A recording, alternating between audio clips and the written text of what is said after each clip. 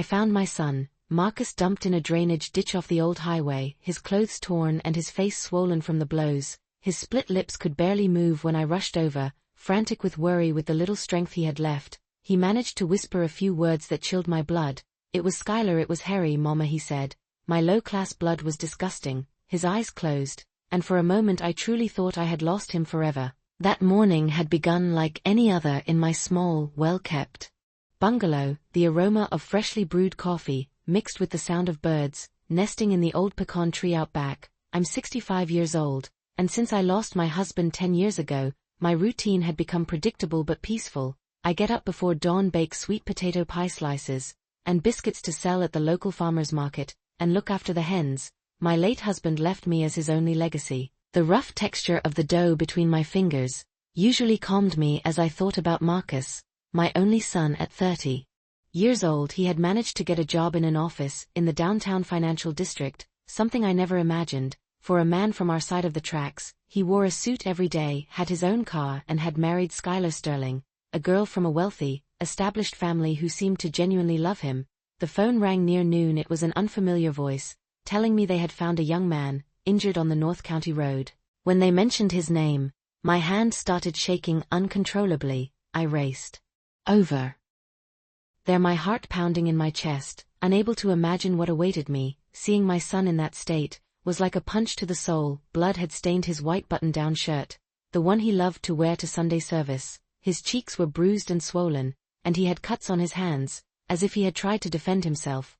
But what hurt most was the expression of profound humiliation in his eyes. When he finally managed to open them, "It wasn't an accident, Mama," Marcus said, his voice broken, as I helped him sit up. "Harry sent his men. They pulled me out of my car and told me this was a warning." Tears streamed down his bruised cheeks, and I felt something break deep within my own chest. Harry Sterling, Skylar's father, was a mogul who controlled half the business in Clay County. He owned restaurants, a development company, and extensive plots in the commercial district. From the day of the wedding, he treated Marcus with contempt, as if he were something dirty that had tarnished the Sterling name. I drove Marcus home in silence, supporting him as he walked with difficulty. I put him to bed in his old room, the same one he slept in as a boy, and cleaned his wounds with warm water and antiseptic. His groans broke my heart, but I knew the deepest wounds weren't the ones I could see.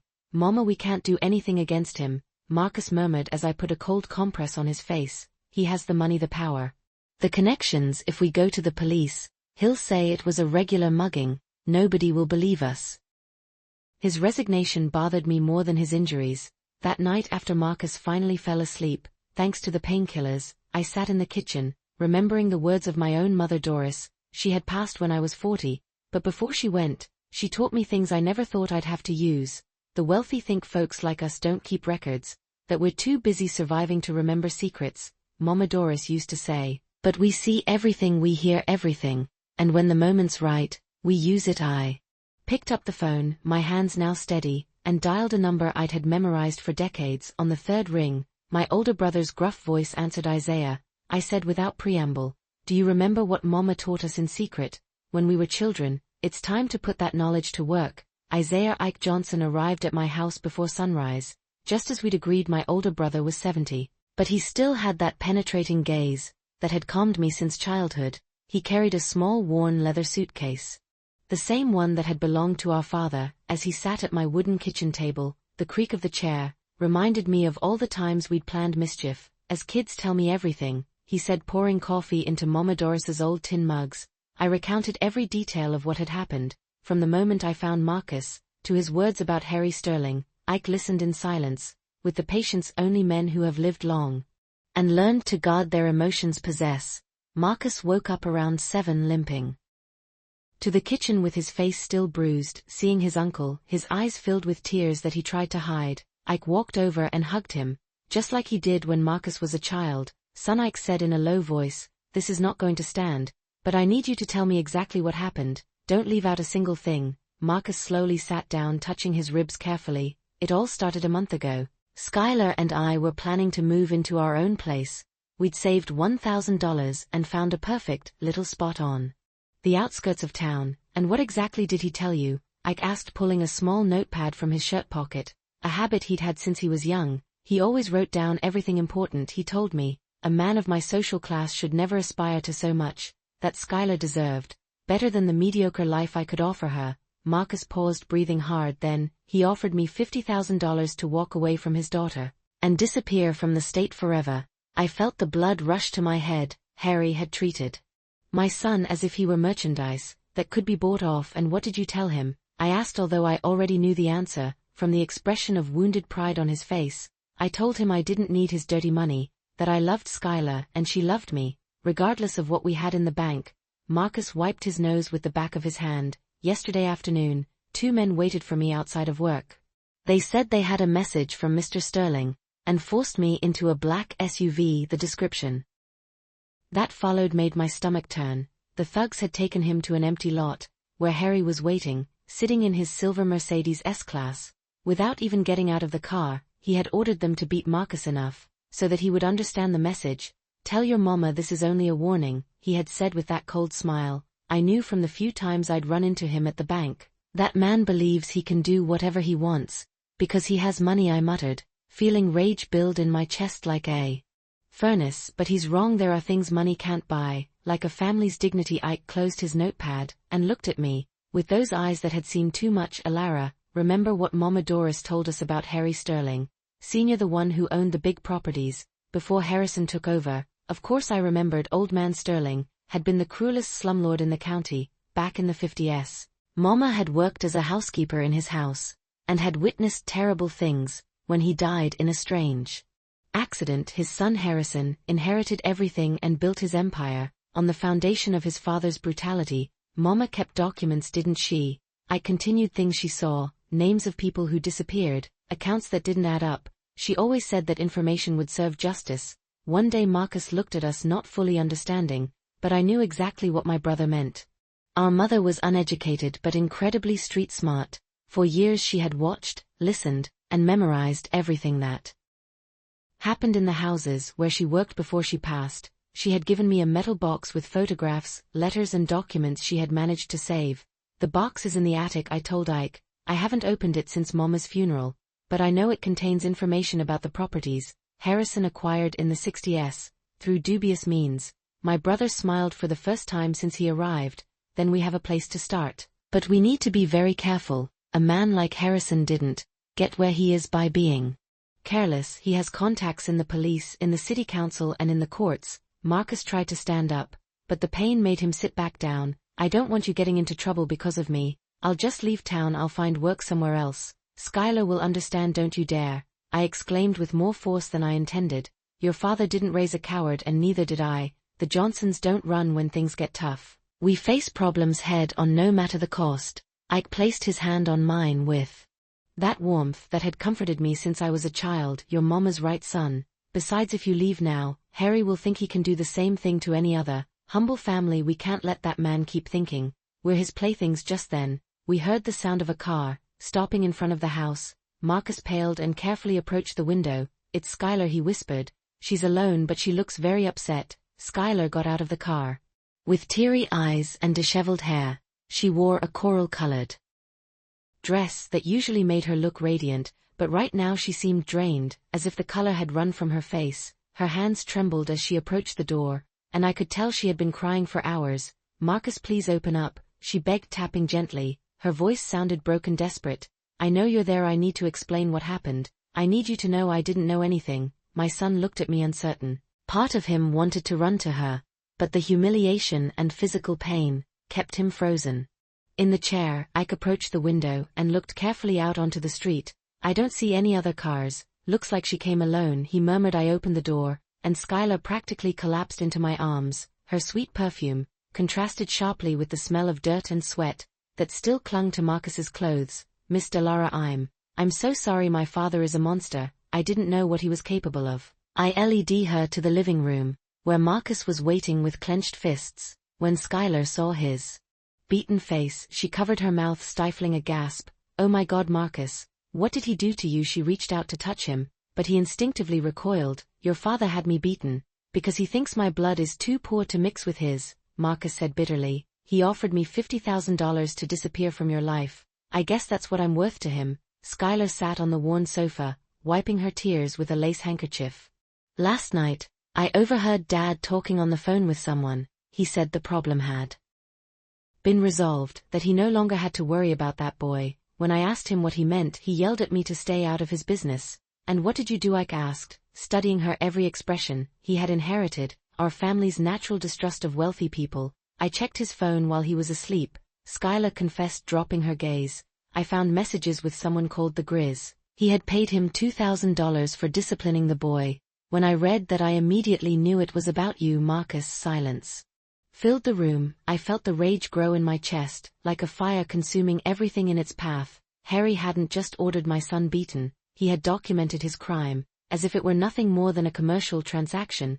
There's something else, Skylar continued, pulling an envelope from her purse. A man arrived at the house very early this morning. He handed this to my father, and left without saying a word. The envelope contained blurry photographs that showed Marcus being beaten by two men, while Harry watched from his car. It's blackmail, Ike murmured, examining the images. Someone else was out there last night, someone who photographed everything, and now wants to profit from the situation. Marcus took one of the photographs with trembling hands. Seeing the graphic evidence of his humiliation seemed to awaken something in him. We can't let this go on, he said, his voice firmer. If we back down now, Skylar's father will think he can do whatever he wants to anyone he considers beneath him. Skylar Ovid closer to him. This time Marcus didn't pull away. I love you, she said, gently taking his hand. I don't care what my father says. I don't care about his money or his social standing. I want to be with you no matter what. Your father will never allow it, I replied, feeling a mix of tenderness and worry for the girl's naivety. Men like Harry Sterling don't accept defeat. If he can't separate you from Marcus with money, he'll find another way. Then we have to be smarter than him, Skylar declared with a determination I hadn't seen before. I know his businesses. I know where he keeps his important documents. I know his routines and his contacts. If you're going to confront him, you'll need all the information you can get. Ike looked at her with new attention. Would you be willing to help us, knowing that it could mean betraying your own family? My real family is right here, Skylar answered, squeezing Marcus's hand. My father stopped being my family when he decided that love could be bought with money. I stood up and walked to the window, observing the empty street. The sun was beginning to warm the asphalt, and street vendors were starting to pass with their carts. It was a normal morning in a town where people worked, honestly, for a living, but I knew nothing would ever be the same after this. All right, I finally said, turning back to face them, but if we're going to do this, we're going to do it right. We won't stoop to his level using violence. We'll use his own arrogance against him. Ike nodded. Understand. Ding my plan immediately. Mama always said that powerful people make mistakes. When they feel too secure, they get careless, they talk too much, they trust people they shouldn't. Exactly, I continued. Harry thinks we're ignorant, that we don't know how to defend ourselves. That's going to be his downfall. Skylar, I need you to tell me everything you know about your father's business, every detail, every name, every suspicious transaction you've ever overheard.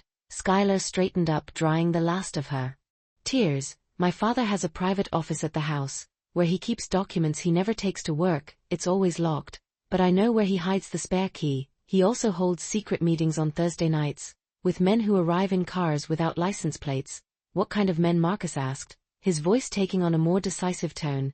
Tough guys with scars who speak in low voices, and constantly look over their shoulders. Dad meets them in the basement, and always pays them in cash. Skylar paused, recalling something important. Once I overheard them mentioning something about land they had cleared for new developments. Ike and I exchanged a meaningful glance. That sounded exactly like the stories Mama Doris used to tell us about Harrison's father, when he used to coerce landowners into selling their property for far less than it was worth. Skylar, I said with a serious tone, would you be willing to get us access to that office? I wouldn't ask this if it weren't absolutely necessary, but we need solid PR. Oof of what your father is doing. The young woman didn't hesitate for a second. I will do whatever it takes to protect Marcus, and to stop my father. It's time someone put a leash on him. 2 days later, Skylar returned to my house with a tense but determined expression. She wore a peach-colored blouse and dark pants, dressed as if for a business meeting. In her hands she held a manila folder that seemed to weigh more than it should. Marcus had recovered enough to walk without a limp, though the bruises on his face still told the story of Harry's cruelty. I got the documents, she announced, setting the folder on the kitchen table. Dad left for one of his meetings last night, and didn't return until very late. I had 3 hours to photograph everything I found in his private office. Ike immediately approached, adjusting the reading glasses he'd pulled from his shirt. He had worked as an accountant for a trucking company for 40 years, and knew how to spot financial irregularities better than anyone. What kind of documents were you able to get? He asked as he opened the folder. Contracts for land purchases, cash payment receipts, photographs of properties before and after they were acquired. Skylar sat next to Marcus, who took her hand for support. I also found a list of names with dollar amounts. Next to them some names are crossed out in red ink. The contents of the folder chilled my blood. There were photographs of poor families being evicted from their homes, contracts signed under evident duress, and most disturbingly, a list of people who had disappeared after refusing to sell their property. I recognized some names: Mr. Jerome Vance, who had a small farm near the river, and the Morales family who raised goats in the hills. They had all mysteriously vanished in the last 5 years. This man is worse than I imagined, I murmured, examining a receipt. $4.25,000, paid to someone identified only as the fixer. He doesn't just steal land, he eliminates anyone who stands in his way. Marcus went pale as he looked at the photographs. Skylar, if your father discovers you took these pictures, he'll do the same thing to you he did to these families. His voice trembled, not with fear for his own safety, but for the woman he loved. I've already thought about it, Skylar replied with a surprising firmness. That's why I also brought this. She pulled a small envelope, containing a golden key from her purse. This is the spare key to his safe deposit box at the bank. That's where he keeps the cash he uses for these special jobs. I gave a low whistle. If we can prove he has $200,000 in unjustified cash, we can connect him to all these crimes. He stopped, looking at Skylar with concern. But getting that information is going to be very dangerous. Banks have security systems, cameras, guards. My father took me there several times when I was little, Skylar explained. I know the manager, Mr. Lewis. He's been a family friend for 20 years. I could convince him that I need to review some old inheritance documents that Dad left in my custody. It's too risky, I objected, feeling a mother's instinct to protect her daughter. If Harry finds out what you're doing, he won't hesitate to hurt you. Men like him have no limits when they feel threatened. Just then the phone rang, interrupting our conversation. It was a jarring sound that made all of us jump. Marcus went to answer, but after the second ring, the call was cut short. It immediately rang again, following the same pattern. 2 rings, then silence. Someone is watching us, Ike murmured, cautiously approaching the window. It's a signal someone wants to get our attention. Without risking being overheard, his experience in the army during his youth had taught him to recognize this type of communication. The phone rang a third time, but this time Marcus answered immediately. Hello, he said, his voice tense. On the other end a gruff, clearly distorted voice spoke. If you want justice for the boy, come to the old city cemetery at 10 o'clock tonight. Come alone, I have information you'll want. The call ended, leaving us in a tense silence. Skylar clung to Marcus's arm, her knuckles white from the pressure. Do you think it's a trap set by my father? She asked, her voice barely audible. It's possible, I admitted, but it could also be someone with valuable information, who can't risk being seen with us in broad daylight. I remembered Mama Doris's words about the people in town. There is always someone who sees everything, but can't speak. Those people keep secrets until the moment comes to use them. I returned from the window, his expression worried. There's a black SUV parked at the end of the street. It's been there since Skylar arrived. It can't be a coincidence. It's my father's men, Skylar confirmed, growing pale. I recognize them. He always sends surveillance when he suspects something. She stood abruptly, heading for the door. I have to go. If they see me here too long, they'll report it to Dad. Wait. I stopped her, taking her arm gently. If you go to the bank tomorrow, do it early before your father wakes up, and keep your cell phone on. If anything goes wrong, call the number I'm about to give you immediately. I wrote down the number of my cousin, Aunt Clara, a registered nurse who worked at the hospital. She was one of the few people in town who wasn't afraid of Harry Sterling, and who had contacts elsewhere if we needed urgent medical or legal help. Skylar, I said, looking her directly in the eyes, I need you to understand that once we do this, there's no turning back. Your father will discover that you were the one who provided this information. Are you completely sure you want to go through with this? The young woman looked at Marcus, whose eyes were filled with admiration and worry. Then she looked at me, and I saw the same determination in her eyes that I had seen in my own reflection during the most difficult times of my life. Miss Alara, my father destroyed my childhood with his cruelty. And my youth with his obsessive control. I won't let him destroy my future with Marcus." She walked toward the door but stopped before leaving. "Tonight when you go to the cemetery, be very careful. My father has contacts all over the city. If someone recognizes or follows you, it could be a deadly trap." After Skylar left, the three of us remained in silence, each lost in our own thoughts. The weight of what we were about to face was becoming terribly real. It wasn't just the story of a mother protecting her son. It was the story of ordinary people confronting a corrupt system that had operated in the shadows for decades. "Mama," Marcus said finally, "do you think we're doing the right thing? Maybe we should take the money Harry offered and start a new life somewhere else." I looked at him with the same seriousness with which my mother had looked at me when she taught me the most important lessons of life. "Son, there are moments in life when you have to decide what kind of person you're going to be. You can be the person who runs when things get tough, or you can be the person who stays and fights for what's right." Your father was the second kind, and so am I. At 9:30 that night, Ike, Marcus, and I walked in silence toward the old city cemetery. The streets were empty save for a few stray dogs that followed us for a couple of blocks before disappearing into the shadows. The night air carried the scent of magnolia flowers, mixed with the smell of damp earth that always preceded the rainy season. The old cemetery was located on the outskirts of town, surrounded by a rusty, iron fence that creaked in Th.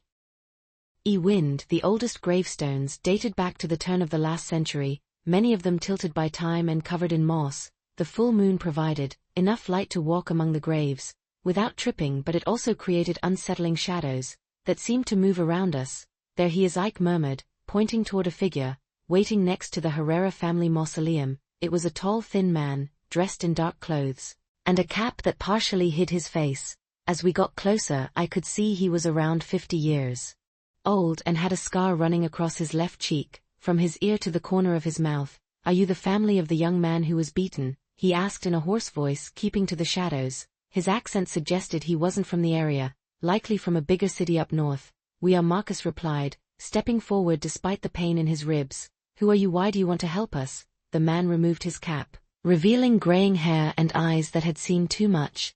"Wrong, my name is Daryl, but that doesn't matter. What matters is that I worked for Harry Sterling for 10 years until my conscience couldn't handle the things he asked me to do anymore." "What kind of things?" I asked, although part of me already dreaded the answer. "Disappearances, threats, blackmail. Harry built his empire on the misery of families like yours." Daryl pulled a thick envelope from his jacket. "Here are copies of all the jobs I did for him between 2015 and 2023, photographs, recordings, documents that prove how he operates." Ike too. "Okay," the envelope with trembling hands. "Why did you keep all this? Why didn't you go to the police?" "Because half the local police are on Harry's payroll," Daryl replied bitterly. "The chief gets $5,000 a month to look the other way. The judges get 10,000 to close cases involving Sterling's properties. The whole system is rotten to the core." Marcus moved closer to the man. "You're the one who took the photographs when I was beaten?" "Yes. Harry hired me to document the lesson they were going to teach you. He wanted proof that you had been punished for daring to challenge his authority." Daryl spat on the ground in disgust. "When I saw those animals beating you, something broke inside me. I remembered my own son who was your age." "So you also sent those photographs to Harry?" "I deduced you're trying to blackmail him." "It's not blackmail, ma'am. It's survival." The man moved closer, and I could smell the alcohol on his breath. "Harry found out I had copies of compromising information. Last night, he sent 2 of his men to my house with a message: either I hand over everything I have on him, or I'd end up like the other families who got in his way." Ike opened the envelope and examined its contents, using the light of a small flashlight. "There's enough evidence here to put him in federal prison for life," he murmured. "Falsified contracts, records of payments to hitmen, even photographs of him personally supervising violent evictions. The most important thing is at the bottom." Daryl indicated a recording where Harry admits to ordering the murder of Mr. Wallace Green, the community organizer, who was resisting his land grabs. It was in 2019. The man officially died in a car accident. I remembered that case. Wally Green had been a respected man who tried to organize small landowners to resist Harry's pressure. His death had been very convenient for the mogul's expansion plans, but no one had questioned the official version of the accident. "Why are you giving this to us?" Marcus asked with justified suspicion. What do you gain by helping us? Nothing. In fact, I'm probably going to die for this. Daryl put his cap back on, preparing to leave. But I have a son your age working up north. If I don't stop Harry now, when my boy comes home, he could be the next victim of that man's arrogance. Where are you going now? I asked him, feeling a mixture of gratitude and concern, for this stranger who had risked everything to help us, far away, very far. I have contacts in other states, who can get me new papers. He walked toward the cemetery exit, but stopped and turned back to us. You have to be very careful. Harry already knows someone has information against him. He'll be paranoid, dangerous. Don't trust anyone in town, because he has eyes and ears everywhere. What about Skylar? Marcus asked anxiously. Is she in danger? More than you imagine. Last night, I overheard Harry talking on the phone with someone, about sending his daughter to a boarding school in Switzerland. He wants her out of town until all this blows over. Daryl paused. But I also heard something more concerning. He mentioned that maybe it was time to permanently clean up the problem of his son-in-law's family. My hands involuntarily clenched into fists. He's threatening us too. Not just threatening, ma'am.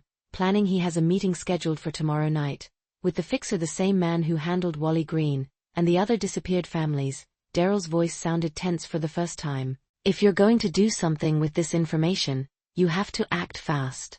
After tomorrow, it might be too late. The man disappeared into the cemetery shadows, leaving us alone with an envelope full of evidence that could destroy Harry Sterling, but which could also cost us our lives if we didn't use it correctly. We walked back home in silence, each processing the implications of what we had heard.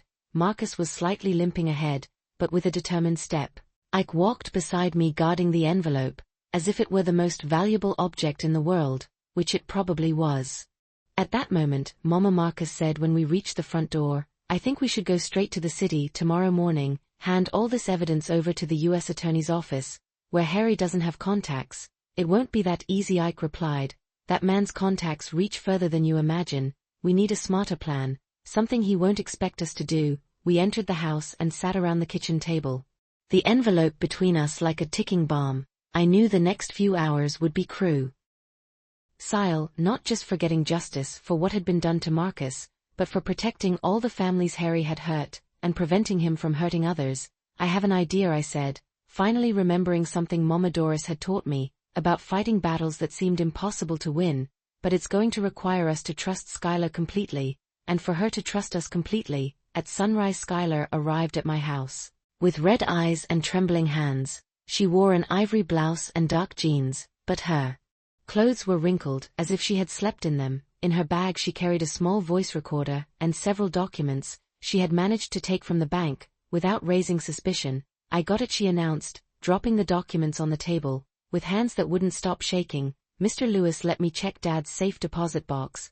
There was over $200,000 in cash, divided into stacks with labels that correspond exactly to the names on the list we found yesterday. Marcus approached to examine the papers, his face still showing the bruises from the beating. Skylar, your father suspects something. He noticed you'd been in his office. He confronted me last night, she replied, her voice broken. He asked me directly if I had been snooping around his business. I lied. I told him I was just looking for Mom's documents, that he had put away after she passed. She paused to dry her tears, but I don't think he completely believed me.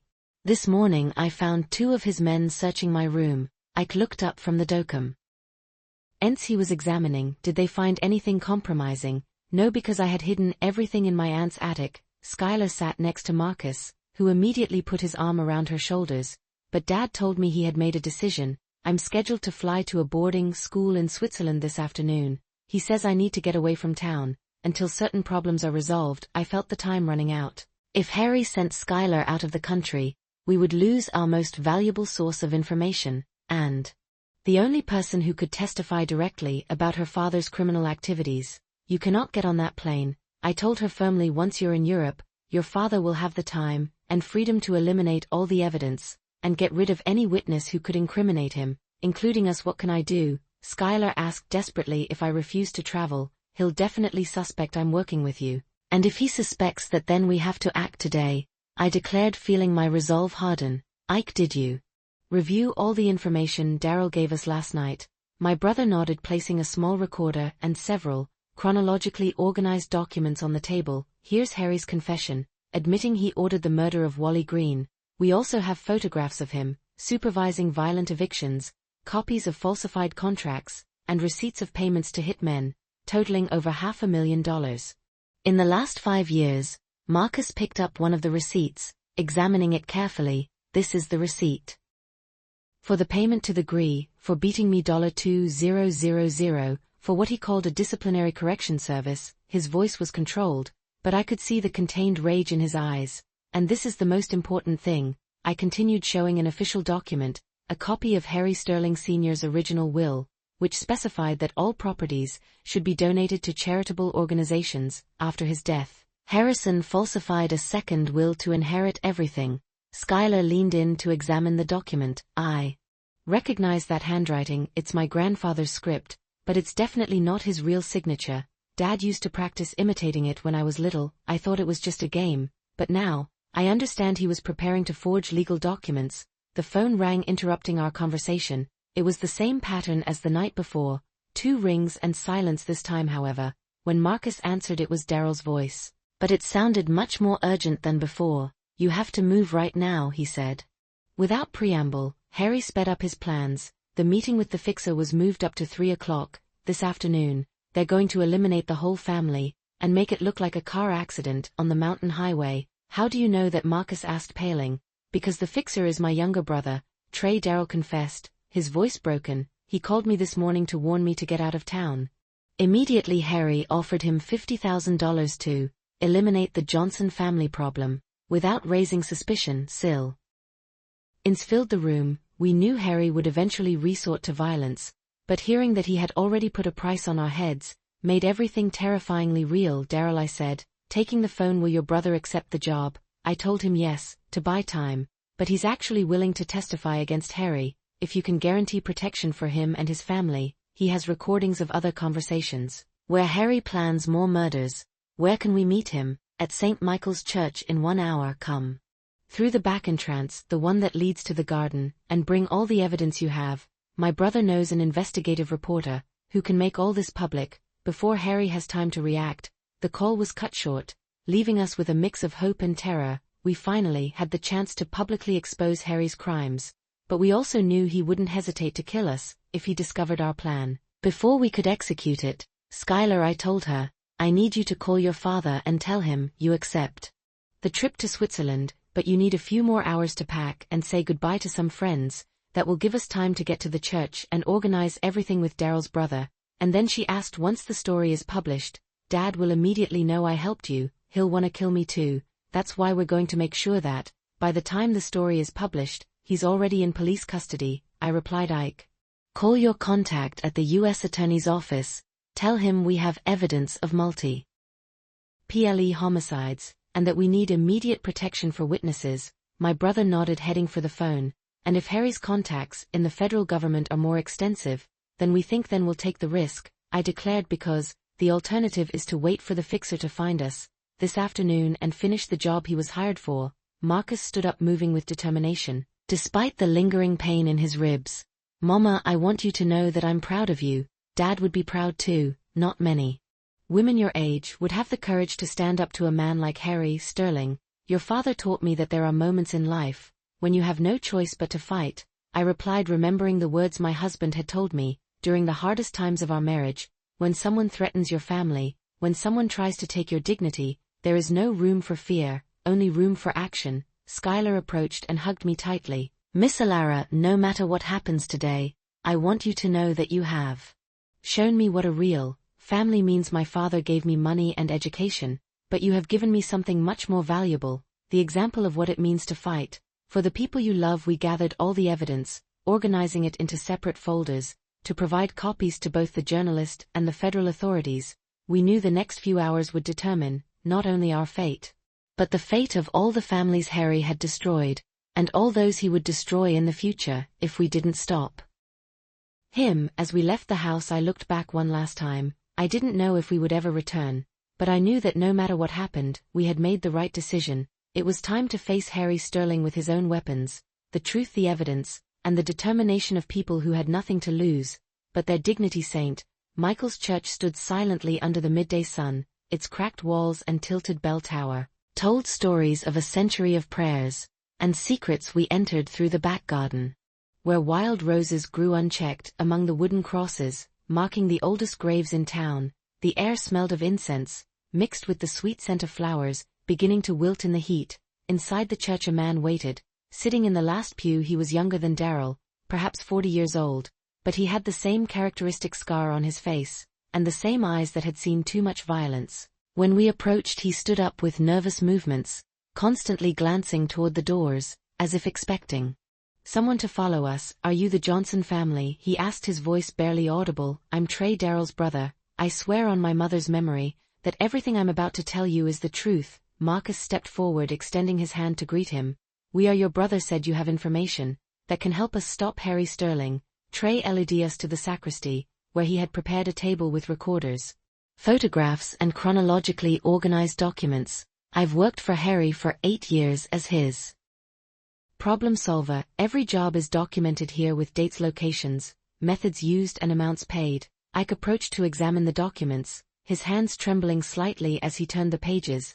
"This is incredible. You have records of at least 20 murders, 50 violent evictions, and dozens of cases of extortion and blackmail. The most important thing is here," Trey said, pointing to a digital recording. "Harry admitting he plans to eliminate his own daughter if she keeps helping you." The conversation is from last night, after he discovered Skylar had been at the bank, checking his private documents. Skylar paled and staggered slightly. Marcus immediately held her, but I could see the shock in her eyes. "My father, he really said he was gonna kill me." His exact words were, "If that stupid girl thinks she can betray her own blood, she's going to learn that blood can also be spilled." Trey activated the recording, and Harry's voice filled the small room, cold and calculating as always. "The problem with Skylar is that she inherited her mother's sentimental weakness," Harry was heard saying. "She thinks love is more important than family loyalty. If I have to choose between losing my empire or losing a disloyal daughter, the choice is obvious." Tears ran down Skylar's cheeks, but there was something more than pain. In her expression it was rage, a deep, profound rage that had been building since she discovered her father's true nature. "I want that monster to pay for everything he has done, not just to you, but to all the families he has destroyed." "There's more," Trey continued, showing recent photographs. "Harry has been preparing his escape. He has false documents ready, bank accounts overseas and a private jet, scheduled to leave tonight, for a country with no extradition treaty. He knows someone will eventually expose him, and he's preparing to flee." "Why are you helping us?" I asked him directly. "What do you gain by turning in your boss?" After so many years working for him, Trey took off his shirt, revealing deep scars on his back and arms. "These are the marks my own boss left on me. When I made a minor mistake 3 years ago, Harry had his own men torture me to teach me discipline. Since then I've been planning my revenge. But there's something else," he added, pulling a photograph from his wallet. It was a girl about 10 years old, smiling in front of a rural school. "My daughter lives with her mother in a nearby town. Harry found out where she is and threatened to harm her. If I didn't eliminate your family today, I can't let him use my little girl to force me to kill innocent people." The puzzle was starting to come together. Trey didn't just want personal revenge, he was trying to protect his own daughter from becoming another victim of Harry's blackmail. He was a desperate man, trying to break the cycle of violence that had trapped him for years. "I have a plan," I announced, unfolding a map of the town on the table. "The investigative reporter will be here in 2 hours. We need to keep you safe until then, and we also need to make sure Harry can't escape before the story breaks." "How are we going to stop him?" Marcus asked. "That man has bodyguards, weapons and contacts everywhere. We can't confront him directly." "We're not going to confront him directly," Trey replied with a chilling smile. "We're going to use his own paranoia against him.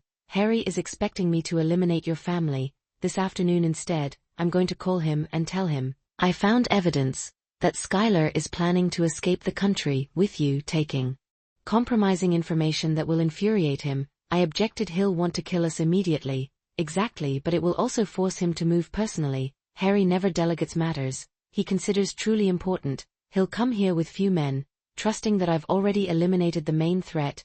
Trey pointed to various spots on the map. "This is where we'll set the trap." Skylar approached the map, studying the strategy with surprising focus. "I know my father's habits. He always takes his personal cell phone when he goes to supervise important jobs. we could record the entire conversation. When he arrives here it's risky, Ike murmured. If something goes wrong, if Harry suspects the trap, he'll kill all of us without hesitation. The alternative is to wait, for him to take control of the situation. I countered. At least this way, we have a chance to surprise him, instead of being his passive victims. Trey checked his watch, showing increasing nervousness. The reporter should be arriving in an hour. I'll call her. RRY in 15 minutes. To set the bait you all need to be hidden, but in a position to record everything he says, when he gets here. And after that, Skylar asked. After we have all the evidence recorded, then, we'll deliver everything to the federal authorities, and the media simultaneously. I replied. We'll make so much public noise, that not even your father's corrupt contacts will be able to protect him. Marcus took my hand, squeezing it tightly. Mama, I want you to know that no matter what happens today, I'm proud to be your son. You taught me that some battles are worth fighting, even when the odds are stacked against you, and you taught me that it's worth risking everything for the people we love. I replied, looking at Skylar with the affection that had grown for her during these difficult days. Now let's show Harry Sterling that he severely underestimated this family. Trey walked toward the sacristy phone, preparing to make the call that would set our final plan in motion. We all knew the next few hours would determine whether we would get justice or whether we would become the last victims of Harry Sterling's criminal empire. It's time, Trey murmured, dialing the number. The phone rang twice before Harry's familiar, arrogant voice answered on the other end.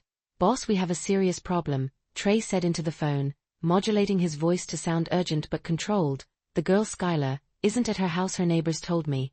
They saw her leaving early this morning, with bags and documents. I think she's planning to run away with the Johnson family. From our hiding spot behind the main altar, we could hear Harry's heavy breathing through the speaker Trey had discreetly activated. Are you sure about that? The voice asked with that familiar coldness. My daughter doesn't have the guts to betray me like that. Boss, I found this in her room, Trey continued, holding up a fabricated photograph he had prepared. It's a picture of her with the Johnson boy at the bus station. Looks like they're planning to leave together this afternoon, probably heading to the city, where they have press contacts. The silence on the other end of the phone lasted several eternal seconds. When Harry spoke again, his voice was trembling with contained rage. That stupid girl has no idea what she's doing. Did you eliminate the Johnson family yet? Like I ordered. I'm in position, boss, but I thought I should inform you about Skylar before I proceed. What do you want me to do with her when she shows up?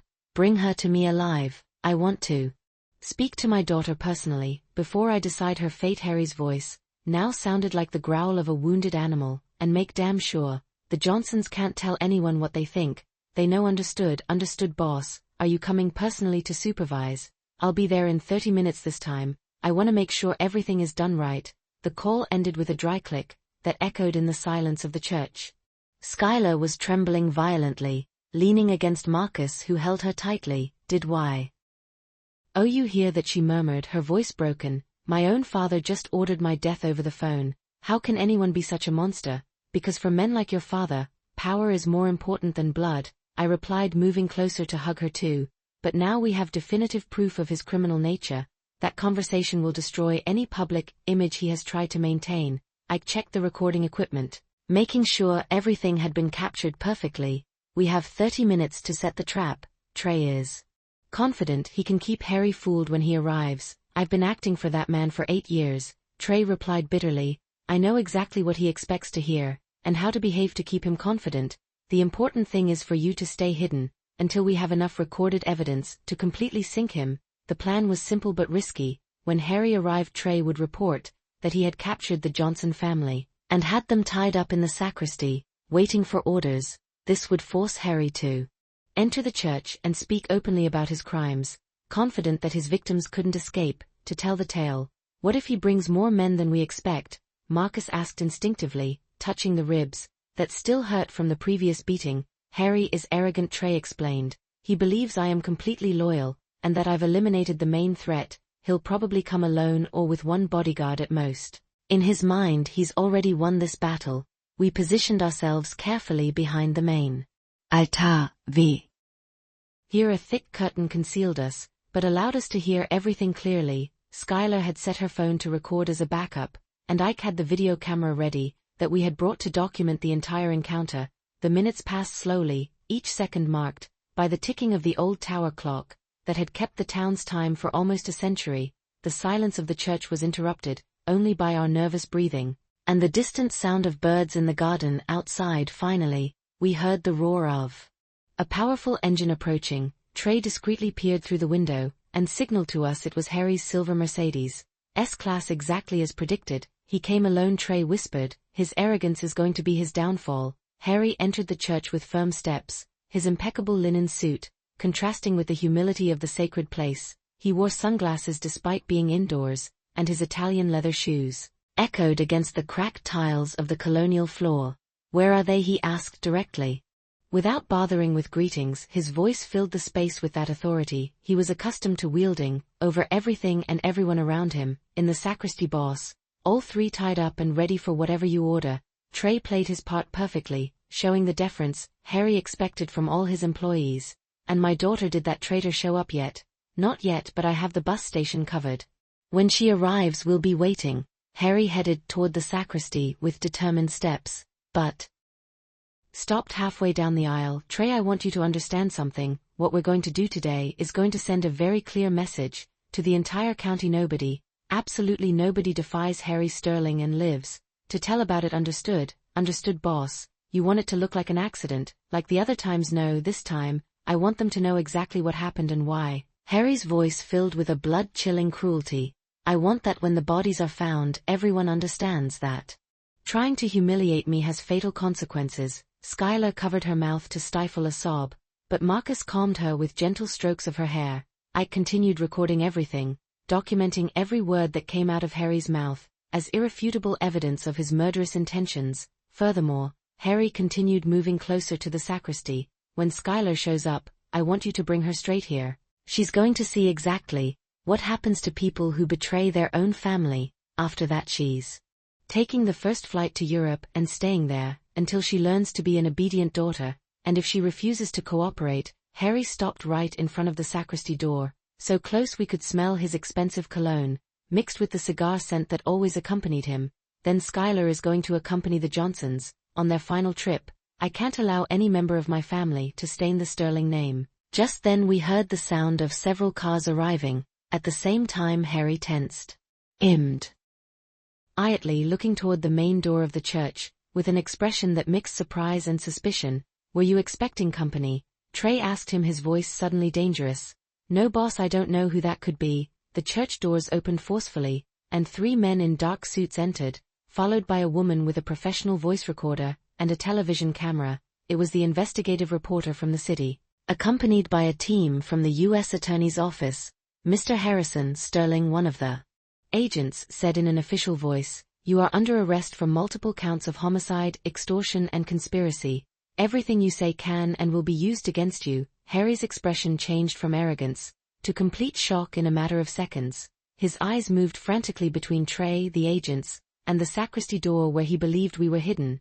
"This is a mistake," he declared, his voice trembling for the first time since we had known him. "I don't know what you're talking about. I just came here to pray." At that moment, we emerged from our hiding place behind the altar. Harry saw us appear, and his face transformed into a mask of pure hatred. "You," he shouted, pointing a trembling finger at us. "This is all your fault. A low-class family trying to destroy a successful man." "No, Mr. Sterling," I replied calmly, approaching him without fear. "For the first time since this whole nightmare began, this is all your fault.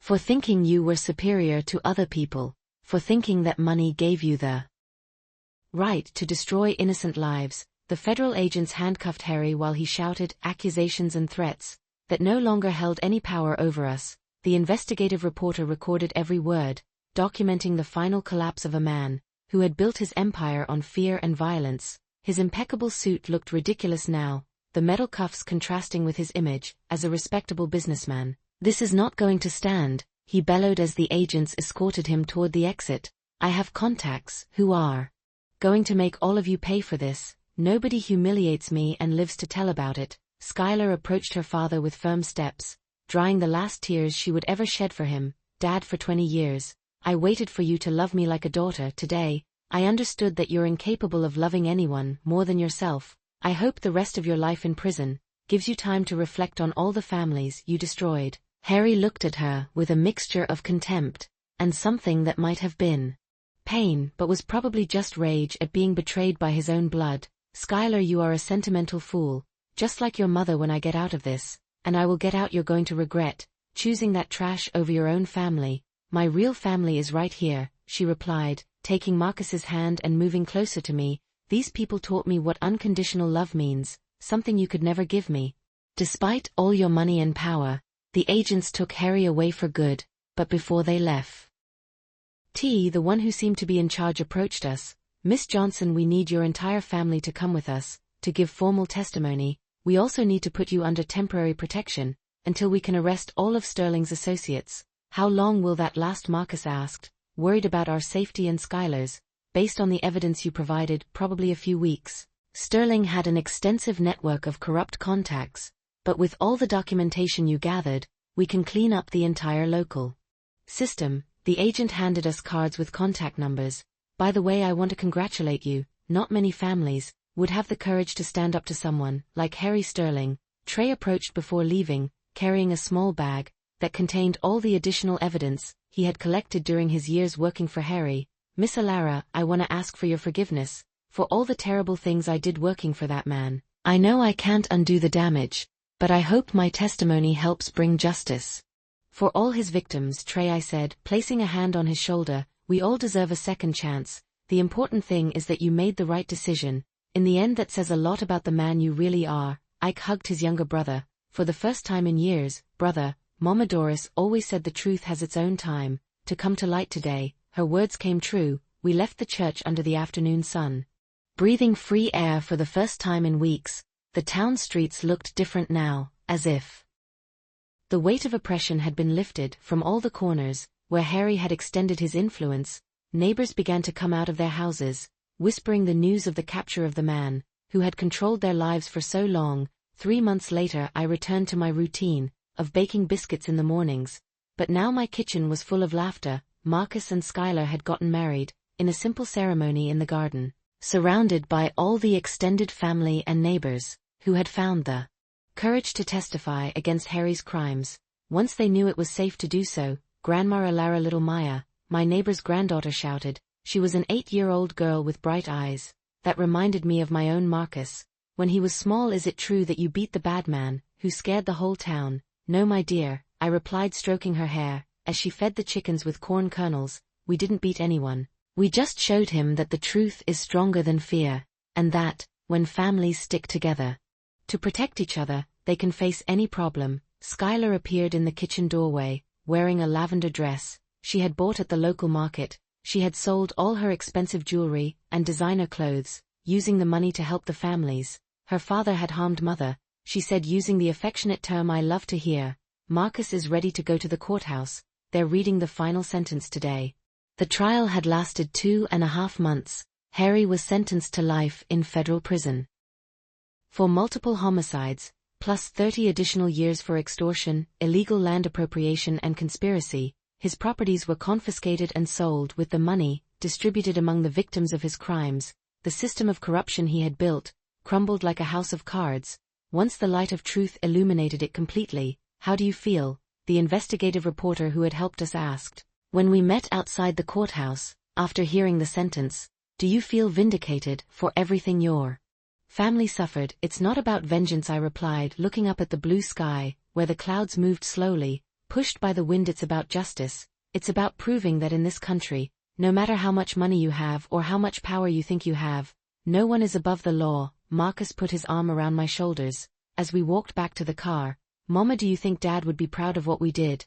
Your father always told me that. The Johnsons aren't a family that gives up easily, I replied, feeling my late husband's warm presence in the wind that moved the tree leaves. I think he would be very proud to see how his son became a brave man, and how his daughter-in-law became part of our family, the right way. Skylar approached from the other side, taking my free arm.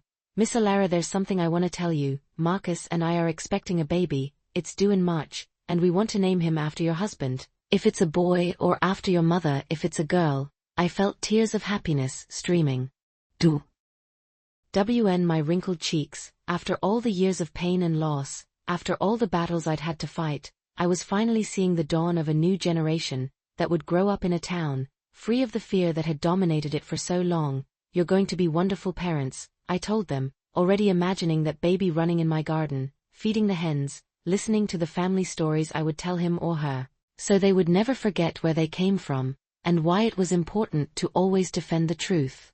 That night, sitting in my rocking chair on the front porch, I watched the stars, shining clearer than ever in the town sky. Ike had stayed for dinner, and his laughter mixed with Marcus and Skylar's, from the kitchen where they were doing the dishes, and planning the future. The phone rang once. But this time it wasn't a threat or a warning, it was my cousin Aunt Clara, calling to tell me they had opened a new community health clinic downtown, funded with part of the money recovered from Harry's assets. Medical services that had been a privilege for the wealthy for decades were now available to all working families. Alara Clara said excitedly, "They're going to need nurses and administrators for the new clinic. Do you think Marcus and Skylar would be interested in working there? It would be perfect for a young family just starting out." I hung up the phone feeling the circle was complete. Justice had not only punished the guilty, but it had opened new opportunities for honest families to thrive in an environment free of corruption and fear. As I prepared for bed, I remembered the words my mother had told me decades ago. "Alara, there are moments in life when you have to choose between being a victim or being a fighter. The difference isn't in the strength of your arms, but in the strength of your heart." That night I slept soundly for the first time in months, knowing that we had chosen to be fighters, and that our children and grandchildren would grow up in a world a little more just thanks to the decisions we had made when all seemed lost. Thank you for watching this video. Share your thoughts in the comments. I truly value every story and every voice. Don't forget to subscribe to Tears and Strength and share this video with your friends.